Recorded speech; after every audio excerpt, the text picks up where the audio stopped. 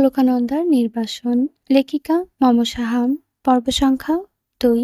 বিহারিণী মহলে বিচার বসেছে। বিচারের বিষয়বস্তু হলো অভদ্র মেয়ে মানুষের চুল কাটা। অন্দরমহলে ছোটখাটো একটা বৈঠক বসেছে। অন্দরমহলে এক কোণে দাঁড়িয়ে আছে অলকানন্দা। তাকে নিয়ে এই বৈঠকের আয়োজন।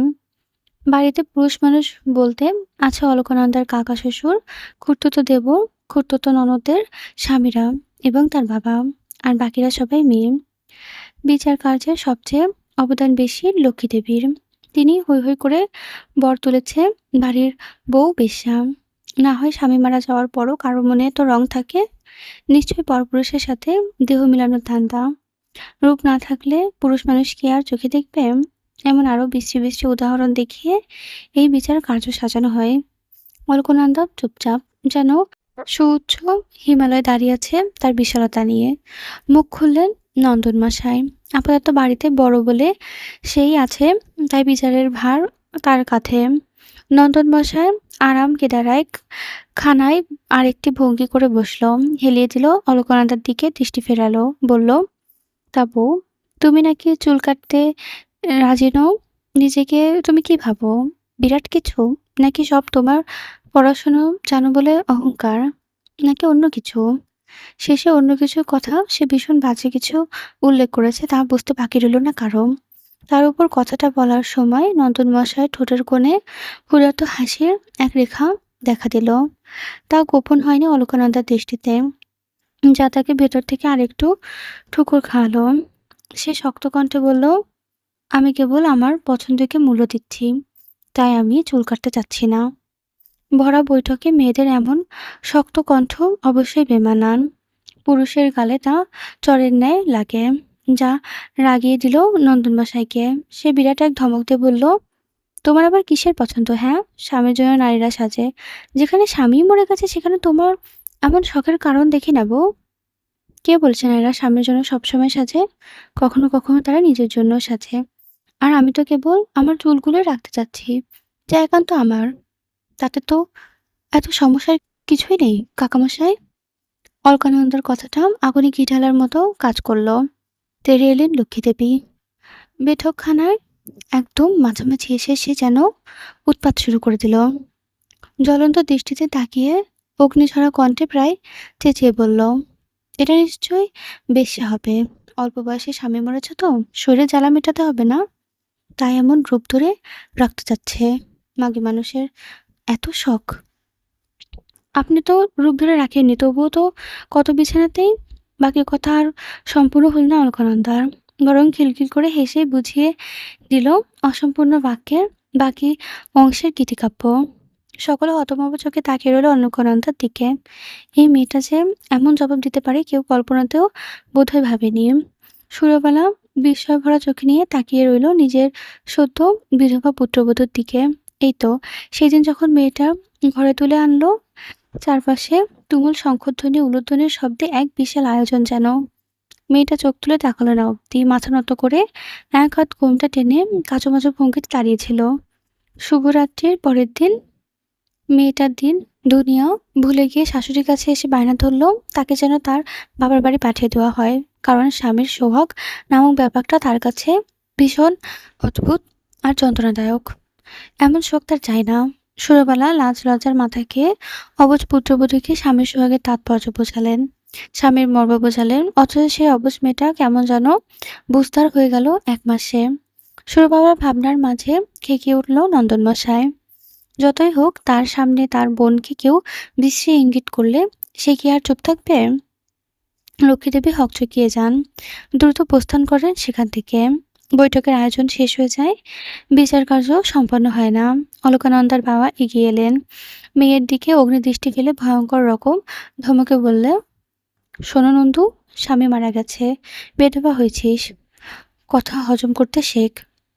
বাবা, বিধবাই তো হয়েছি, তাহলে মানুষ বেশ্যা বললে যে দাও কি মাথা পেতে নিতে হবে?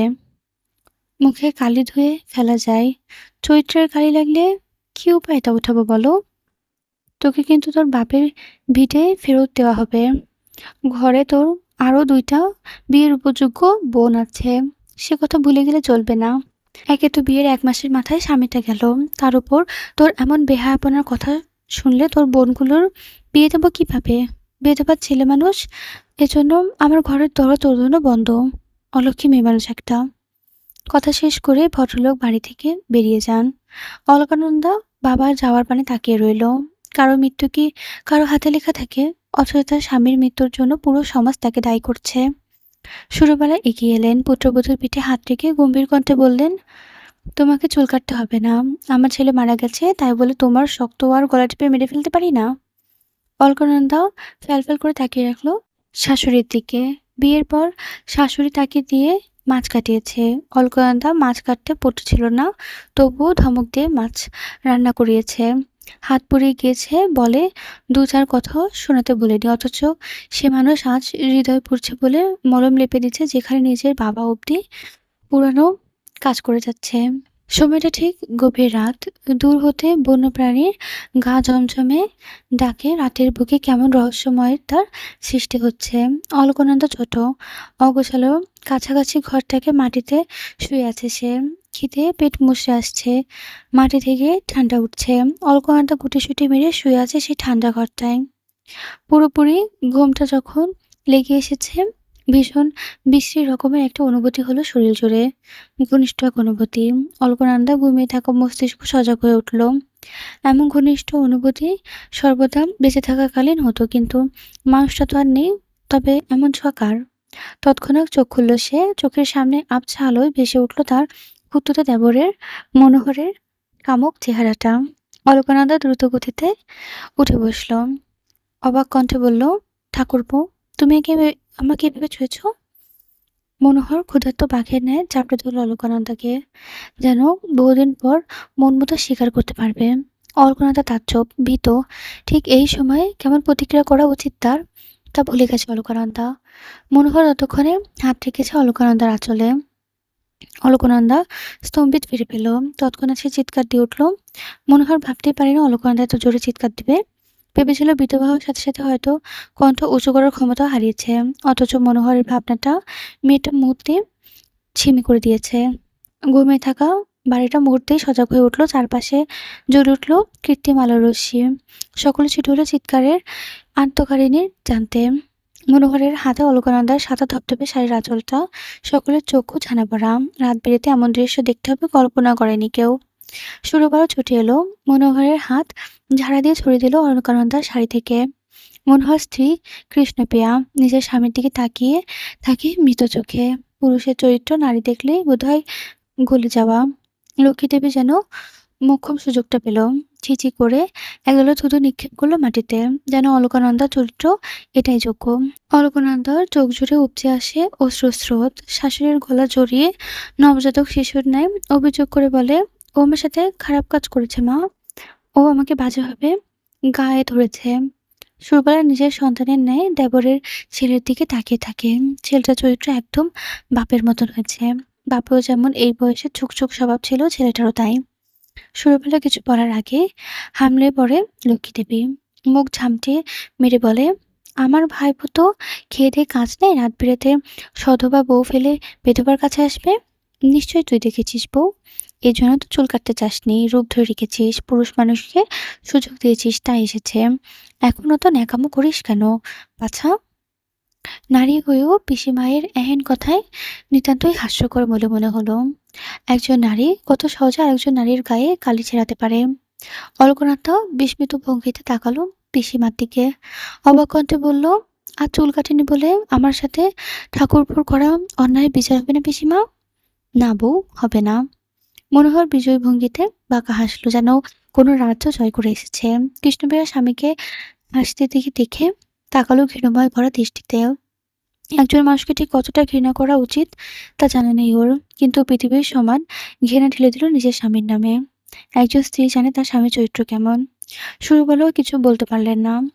কিছু বললে হইচই হলে ঘরের কথা বাইরে যাবে। বদনামটা লেখা হবে বিধবা মেয়েটার নামেই, কারণ এই মেয়েটা মাটিটা নরম, আর মানুষ নরম মাটিতে বেছে আশ্রয় দিতে পছন্দ করে। অলকানন্দার শাশুড়ির পানে তাকায়, বিচারের আসে, অথচ মানুষটা নির্বিকার। অলকানন্দার ভেতর কেমন কঠোর একটা ভাব চলে আসে। নরম কোমল মেয়েটা কঠোর হয়ে উঠে নিমেষেই কেমন শক্ত কণ্ঠে জিজ্ঞেস করে, ঠাকুরপোর বিচার হবে না তাই তো পিসিমা? না। লক্ষ্মীদেবী তৎক্ষণাৎ উত্তর দেন। লক্ষ্মীদেবীর উত্তর দিতে না দিতে অলকানন্দা ছুটে বেড়ালো ঘর জুড়ে। কেউ কিছু বুঝে ওঠার আগে কোথা থেকে একটা মাঝারি আকারের কেচি এনে কেটে ফেললো গভীর রহস্যময় মাখা বিরাট চুলের গোছাটা। ঘাড় অবধি চলে এলো অসম্ভব সুন্দর সেই চুলগুলো, যেই চুলের ভাঁজে একসময় মুগ্ধ হতো কত শত পুরুষ, এমনকি নারীও। সে চুল আজ ভীষণ অবহেলায় গড়াগড়ি খাচ্ছে মাটিতে। সবাই হতভম্ব দৃষ্টিতে তাকিয়ে রইল মেয়েটার দিকে। সবগুলো চুল ঘাড় অবধি করে শান্ত হলো মেয়েটা। দূরে ছুঁড়ে মারল হাতের ধারালো কাঁচিটা, যা মাটিতে পড়ে বিরাট শব্দ তুলল। অলকানন্দার চোখে তখন আগুন ঝরে পড়ছে। পিসিমার দিকে রক্তচক্ষুনি তাকালো, কণ্ঠে প্রয়োজনীয় তুলনায় শীতল করে বলল, এবার বিচার হবে তো পিসিমা? লক্ষ্মীদেবীর গলা যেন শুকিয়ে এলো। অলকানন্দার শীতল কণ্ঠ নামিয়ে দিল তার শিকার। ভুল করেও মুখ ফুটে সে না শব্দটা যেন উচ্চারণ করতে পারল না। গলা আটকে এলো তার। প্রকৃতি তখন ভারী বর্ষণ, গাছপাতা সব ভিজে একাকার। বৃষ্টির ফোঁটা যেন নৃত্য করছে দুহাত তোলে। ঘন ঘন বজ্রপাত হচ্ছে। কি বিকট সে শব্দ, কি বিকট ঝঙ্কার তুলছে সেই বজ্রপাত। প্রকৃতি থেকে শুরু হতে মানুষ সহ ভীত হচ্ছে এমন হুঙ্কারে। মধ্যরাত্রিরে বিহারিণী মহলের বিরাট বৈঠকখানা জুড়ে আবার শুরু হয়েছে বিচার কার্য। এখন আর নন্দন মশাই আরাম করে আরাম কেদারায় বসে নেই। এখন তার কপালে চিন্তার গাঢ় ভাঁজ। বৈঠকখানার এদিক থেকে ওদিকে হাঁটছে গুরুগম্ভীর ভাবে। দুহাত পেছনে নিয়ে সবাই দাঁড়িয়ে আছে নিশ্চুপ ভঙ্গিতে, যেন এখানে নীরবতায় শ্রেয়। নন্দন মশাই বোধহয় হাঁটতে হাঁটতে কিছু ভাবলেন, অতঃপর কণ্ঠ কঠিন করে বলল, বউ, তোমার অভিযোগ আমার পুত্র মনোহর তোমার শয়নকক্ষে গিয়েছিল তাই তো? অলকানন্দা শক্ত কণ্ঠে জবাব দিল, হ্যাঁ। তুমি তোমার কক্ষের দৌড় দাওনি কার আশাতে? এতক্ষণ দৃষ্টির নিচের দিকে সীমাবদ্ধ থাকলেও উক্ত কথা কর্ণগোচর হতে চোখ তুলে তাকালো অলকানন্দা। এত বাজে রকমের প্রশ্ন তার পিতৃতুল্য শ্বশুর করতে পারে সে বোধহয় কল্পনাতেও ভাবেনি। ভাইয়ের মোক্ষম সময়ে মোক্ষম প্রশ্নে খুশি হলেন লক্ষ্মীদেবী। মাথার ঘোমটা টানা আঁচলটা দোলাতে দোলাতে বলল, পুরুষের ছোঁয়া পাওয়ার শখ আবার ছুটে গেলে সমস্যা। তা বউ, নন্দনের প্রশ্নের জবাবটা দে, দরটা খুলে রেখেছিলি কার জন্য? অলকানন্দা শাশুড়ির পানে তাকালো। ছোটবেলা দৃষ্টি কঠিন। অলকানন্দা চোখ ঘুরে তাকালো কৃষ্ণপ্রিয়ার দিকে। স্বামীর আচরণে মোটেও যে ভীষণ কষ্ট পেয়েছে তা তার চোখে মুখে স্পষ্ট। বাড়িতে রয়েছে নন্দন নন্দাইরা। এমন ভরা সমাজে, সম্মানের বাজারে নিজের মানহানি বড্ড গায়ে লাগলো অলকানন্দার। সে শক্ত চোখে নিজের পিসি শাশুড়ির দিকে তাকিয়ে বলল, যে যেমন অন্যকে তেমন ভাবা মনুষ্যতা জাতির স্বভাব পিসিমা। তবে যাই বলুন, দুধ আর ঘোল যেমন এক জিনিস না, তেমন আপনার চরিত্র আর আমার চরিত্র এক না। লক্ষ্মীদেবী হজম করতে পারলেন না এমন চিরন্তর সত্য কথাটা। তেড়ে এলেন বইয়ের দিকে, বাহু খামচে ধরে বললেন, স্বামীটা মারা গেছে একটা দিনও কাটেনি, এখনই এত কথা বেরোচ্ছে কোথা থেকে? বিধবা মেয়ে মানুষ। এই মেয়ে এ বাড়িতে থাকলে ঘোর অনর্থ যে ঘটবে তার বলার কোনো অপেক্ষা রাখে না নন্দন। খুব শীঘ্রই এ মেয়ের তাকে বাড়িতে পাঠিয়ে দিত, পাঠানোর ব্যবস্থা কর। নন্দন মশাই বিজ্ঞ মানুষের মতো উপনিজ মাথা নাড়ল, যেন সে লক্ষ্মীদেবীর প্রস্তাবটা এতক্ষণ ভাবছিল। অলকানন্দা শূন্য চোখে তাকালো পিসির দিকে, ক্ষীণস্বরে বলল, এতক্ষণ তো আমার চুলের দোষ ছিল পিসিমা। চুল কেটেছি তবু বিচার পাবো না, তা তো মানে যায় না। লক্ষ্মীদেবী প্রকুচকালো এহেন কথায়। সন্ধ্যান কণ্ঠে বলল, তাহলে তুই কি চাস বউ? বিচার করুন। ঠাকুরপো ঘরে স্থির রেখে কোন কারণে আমার ঘরে এসেছিল সেই কৈফিয়ত দিন, তাহলে আপনাদের সংশয় ঘুচবে। মনোহর এগিয়ে এলো ব্যস্ত কণ্ঠে, নিজেকে নির্দোষ প্রমাণ করার জন্য বলতে লাগলো, আমি মোটেও আপনার ঘরে যেতে চাইনি বৌরানী, আপনি তো আমাকে ডাকলেন। কৃষ্ণপ্রিয়াও শুনেছে সে ডাক, তাই না গিন্নি? শেষের প্রশ্নখানা সে নিজের স্ত্রী কৃষ্ণপ্রিয়ার দিকে তাকিয়ে করল। মেয়েটা আকস্মিক প্রশ্নে হতবাক হয়ে গেল। চারপাশে হাতটা খুঁজে পারল উত্তর, অথচ শূন্য হাতে কিছুই মিলল না তার। সে উত্তর না পেয়ে নিস্তব্ধ চোখে কেবল চেয়ে রইল। উত্তর দিল অলকানন্দা, আমি তোমাকে ডাকিনি ঠাকুরপো। কৃষ্ণপ্রিয়ার মুখে না হয় সেই উত্তরটা নেও। মিছে কথা বলার কোনো প্রয়োজন নেই। ডেকেছিলে তো দিদি? তুমি তুমি তো ডাকলে। ঝড় আসছে তাই ভয় করছে বলে ডাকলে, সেজন্য তো উঠে এসেছিলেন তিনি। বাহিরের ভয়ানক বজ্রপাতের চেয়েও নির্মম ছিল কৃষ্ণপ্রিয়ার মিছে স্বীকারোক্তিটা। বিস্ফোরিত নয়নে অলকনন্দা তার জারপানে তাকালো। এই ১ মাসে মেয়েটার সাথে তার দারুণ সখ্যতা গড়ে উঠেছিল। তার বয়সের চেয়ে ২ বছরের ছোট কৃষ্ণপ্রিয়া হয়ে উঠেছিল তার গল্পের ঝুলি। অথচ মেয়েটা কিনা এতটাই স্বামীভক্ত যে আরেকটা মেয়েকে মুহূর্তে চরিত্রহীন প্রমাণ করতে এক মুহূর্তের জন্য ভাবল না। লক্ষ্মীদেবীর মুখে দেখা দিল আনন্দ, উৎসব, সাথে পানকৌড়ি আর মনময়ূরীও বেজায় খুশি হলো। পানকৌড়ি তো বলেই উঠল, বউরানী, শরীরের এত খেতে বললেই তো পারতে। বললে কি তুমি তোমার স্বামীকে পাঠাতে শালিকা? পানকৌড়ির কথায় হাস্যরসিকভাবে মারাত্মক উত্তরটা দিলেন মনময়ূরীর স্বামী প্রসাদ। পানকৌড়ির ঠাট্টা যেন মাথায় মারা গেল। পানকৌড়ি নিজের স্বামীকে কিছু বলতেও পারল না, কারণ মানুষটা বড্ড গম্ভীর এবং রাগী। তার বাড়ির এমন তামাশা যে মানুষটার মোটেও পছন্দ হচ্ছে না তা সে জানে। তাই তো স্বামীর সামনে দুটো কথা বলতে পারে না সে, চাইলেও বলতে পারে না। তুমি মিথ্যা কথা বলে স্বামীকে লুটাচ্ছ ছোটজা। তোমার চেয়ে ভালো আর কেউ জানে না তার চরিত্রের কথা। অলকনন্দার প্রশ্নের উত্তর দিল না কৃষ্ণপ্রিয়া। মাথা নত করে রাখল কেবল। নন্দনমশাই বিজয়ের হাসি এসে বলল, তোমার চরিত্র ঠিক করো বউ। তোমার জন্য পুরুষ মানুষ খারাপ হচ্ছে, স্বামী মরেছে, এখন এক মনে ধ্যান করো স্বামীর জন্য। এসব কেচ্ছা কাহিনী করো না। অলকনন্দা উত্তর দিল না সে কথার। ধীর গতিতে ১ পা ২ পা করে এগিয়ে গেল মনোহরের কাছে। মনোহরের চোখে মুখে তখনও দেখা মেলেনি অনুশোচনার। সে রাজার ন্যায় গোঁফগুলো ঘোরাচ্ছিল। অলকনন্দার স্থান কাল পাত্র বিবেচনা না করেই তার চেয়ে ১২ বছরের বড় পুরুষটার গালে বসিয়ে দিল সপাটে এক চড়। একটা চড়ে ক্ষান্ত হইল না সে। পরপর আরো একটা চড় বসিয়ে দিল, তবেই নীরব হলো সে। উপস্থিত সকলে স্তব্ধ হয়ে গেল মুহূর্তে। তুমুল বৃষ্টির শব্দ ছাপিয়ে চরের শব্দটা ভয়াবহ শোনালো। লক্ষ্মীদেবী যেই না তেড়ে আসতে নিলেন, অলকনন্দা সামনে ঢাল হয়ে দাঁড়ালো সুরবালা। বিধবার সাদা আস্তরণে ঘেরা শক্ত খোলসের নাড়িটা থামিয়ে দিল তার ননদকে। অতঃপর তার দেবর নন্দন মশাইয়ের দিকে তাকিয়ে রুক্ষ কণ্ঠে বলল, ঠাকুরপো, এই বিচার কার্য এখানেই সমাপ্ত টানলে সকলের মঙ্গল হবে আশা করি। কি বলতে চাইছি বুঝতে পারছো তুমি?